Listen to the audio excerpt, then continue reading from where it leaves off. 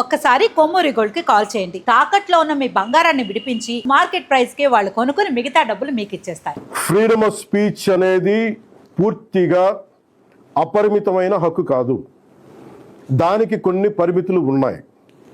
ఒకరి హక్కులను మరొకరు ఉల్లంఘించే స్థాయికి వెళ్ళినప్పుడు, రిపీట్, ఒకరి హక్కులను మరొకరు ఉల్లంఘించే స్థాయికి వెళ్ళినప్పుడు చట్టపరమైన పరిణామాలు తప్పవు. భారత రాజ్యాంగంలోని ఆర్టికల్ 19 క్లాస్ 2 ప్రకారం దేశ సమగ్రత, జాతీయ భద్రత, ప్రజాశాంతి, మర్యాద, నైతిక విలువలు, పరువు నష్టం, నేరాలకు ప్రేరేపించడం వంటి అంశాల్లో రీజనబుల్ రిస్ట్రిక్షన్స్ ఉన్నాయి. సింపుల్గా చెప్పాలి అంటే ఫ్రీడమ్ ఆఫ్ స్పీచ్ అంటే ఫ్రీడమ్ టు అబ్యూస్ కాదు.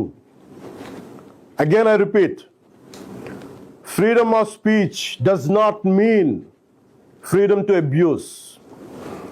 ప్రభుత్వాన్ని విమర్శించే హక్కు మీకుంది. తిట్టడం, డెత్ థ్రెట్స్ ఇవ్వడం, ఆధారాలు లేకుండా ఆరోపణలు చేయడం, మహిళలను టార్గెట్ చేయడం, మత విశ్వాసాలను అవమానించడం, ఒక వ్యక్తి గౌరవాన్ని దెబ్బతీయడం, హింసకు ప్రేరేపించడం, ఇవన్నీ రాజ్యాంగం కల్పించిన స్వేచ్ఛలోకి రావు. ఇవి చట్టపరంగా నేరాలు. గత కొన్నేళ్లుగా సోషల్ మీడియా దుర్వినియోగం ఆందోళన కలిగించే స్థాయికి చేరుకుంది. చాలామంది ఫేక్ అకౌంట్స్ వెనక దాక్కొని అసభ్య పదజాలం ఉపయోగించడం, వ్యక్తిగత దూషణలు చేయడం, పరువు తీసే ప్రయత్నాలు చేయడం, ఆధారాలు లేని ఆరోపణలు చేయడం, fake propaganda, mark photos, death threats, organised harassment వంటి చర్యలకి పాల్పడుతూ ఉన్నారు. మహిళల్ని ముఖ్యంగా అత్యంత అసభ్యంగా టార్గెట్ చేస్తూ ఉన్నారు. చివరికి దేవుళ్ళని, దేవతల్ని కూడా వదలట్లేదు. దేవుళ్ళని, దేవతలపై కూడా ఉద్దేశపూర్వకంగా అవమానకర వ్యాఖ్యలు చేస్తున్నారు. ఇవన్నీ కూడా ఫ్రీడమ్ ఆఫ్ ఎక్స్ప్రెషన్ కింద రావు. ఇది హెల్దీ క్రిటిసిజం కాదు. ఇది ప్రజాస్వామ్యం కానే కాదు. ఈ సందర్భంగా ఒక విషయం చాలా స్పష్టంగా చెప్పాలనుకుంటున్నాం.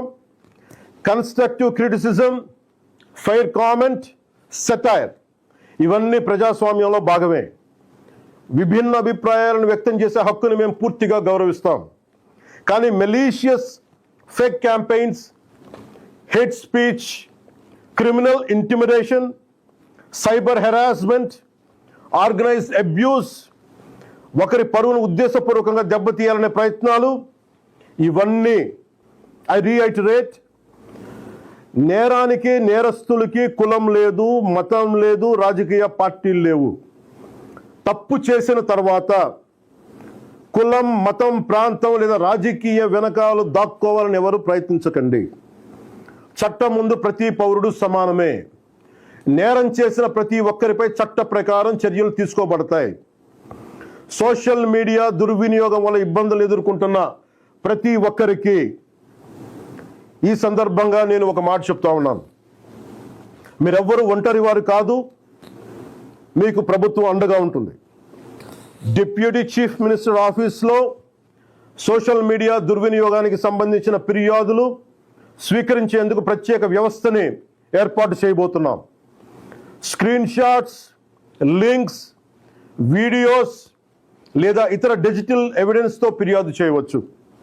ప్రతి జెన్యూన్ కంప్లైంట్ను పరిశీలించి సంబంధిత అధికారులకు పంపించి చట్టపరమైన చర్యలు తీసుకునేలా చేస్తాం. అలాగే పదే పదే ఫేక్ అకౌంట్స్ ద్వారా భారతీయ న్యాయ సంహిత బిఎన్ఎస్, భారతీయ నాగరిక్ సురక్షా సంహిత బిఎన్ఎస్ఎస్, ఇన్ఫర్మేషన్ టెక్నాలజీ యాక్ట్ 2000 మరియు ఇతర సంబంధిత చట్టాల ప్రకారం కఠినమైన చర్యలు తీసుకుంటాం. కేసు స్వభావాన్ని బట్టి BNS section 351 death threats, criminal intimidation, anonymous threats. BNS section 352 ఉద్దేశపూర్వక అవమానాలు, గొడవలకు ప్రేరేపించే వ్యాఖ్యలు, బిఎన్ఎస్ సెక్షన్ 353 తప్పుడు సమాచారం, రూమర్స్, పబ్లిక్ మిస్చీఫ్కి దారితీసే పోస్టులు, బిఎన్ఎస్ సెక్షన్ 356 డిఫమేషన్, వ్యక్తి పరువుకు భంగం కలిగించడం, బిఎన్ఎస్ సెక్షన్ 79 మహిళల గౌరవాన్ని దెబ్బతీసే వ్యాఖ్యలు లేదా చర్యలు,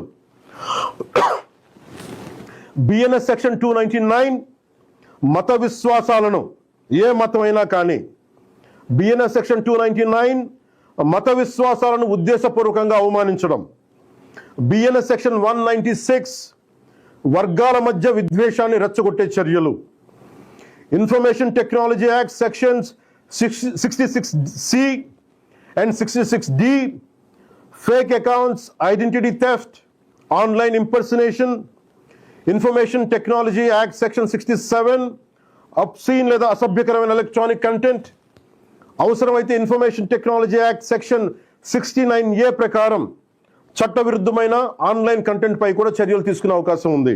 ఫోర్స్ని ఏర్పాటు చేస్తున్నాం. సైబర్ క్రైమ్ పోలీస్ మరియు ఇతర లా ఎన్ఫోర్స్మెంట్ ఏజెన్సీస్తో కలిసి పనిచేస్తూ సోషల్ మీడియాలో జరిగే నేరాలపై చాలా వేగంగా చర్యలు తీసుకుంటాం. ప్రతి పౌరుడికి నేను విజ్ఞప్తి చేస్తున్నాను, ఫేక్ అకౌంట్స్, డెత్ థ్రెట్స్, మహిళలపై అసభ్యకర పోస్టులు, మతాలను అవమానించే పోస్టులు, ఆర్గనైజ్డ్ మిస్ఇన్ఫర్మేషన్ లేదా చట్టవిరుద్ధమైన కంటెంట్ కనిపిస్తే దయచేసి దాన్ని ఫార్వర్డ్ చేయకండి, ప్రమోట్ చేయకండి.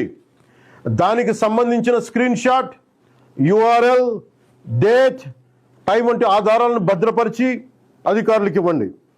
మీ సహకారం వల్ల ఎన్నో నేరాలను అరికట్టవచ్చు. అవసరమైతే సోషల్ మీడియా దుర్వినియోగాన్ని అరికట్టేందుకు కొత్త లెజిస్లేషన్ తీసుకురావడానికి ఈ ప్రభుత్వం సిద్ధంగా ఉంది. అదే సమయంలో రాజ్యాంగం కల్పించిన ఫ్రీడమ్ ఆఫ్ స్పీచ్ని పూర్తిగా పరిరక్షిస్తాం.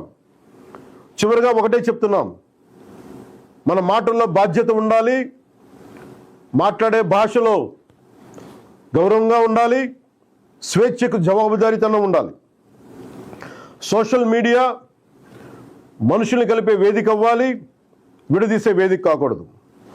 మమ్మల్ని ప్రశ్నించండి, విమర్శించండి, మీ అభిప్రాయాన్ని చెప్పండి, కానీ గౌరవంతో చెప్పండి, బాధ్యతతో చెప్పండి, చట్టాన్ని గౌరవిస్తూ చెప్పండి.